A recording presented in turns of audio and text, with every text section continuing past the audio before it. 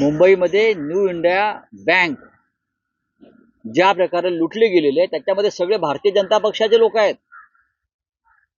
जनतेचा पैसा, सगळे बिल्डर, मेहता, जैन आणि एक कदम भाजपचा. आता कुठे गेले मुलुंडचे पोपटलाल? आता कुठे गेले? एवढी मोठी बँक लुटली गेली शेकडो कोटींना.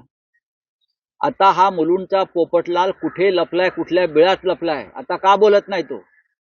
का भारतीय जनता पक्षाच्या लोकांनी बँक लुटली म्हणून बोलत नाही? गरिबांचा पैसा नाही तो, सामान्यांचा पैसा नाही, टॅक्सीवाल्यांचा पैसा आहे. जॉर्ज फर्नांडिस यांनी स्थापन केलेली बँक आहे.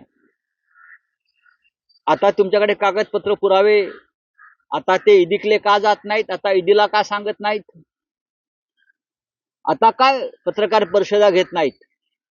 आता का बुच बसला तोंडाला त्यांच्या? का?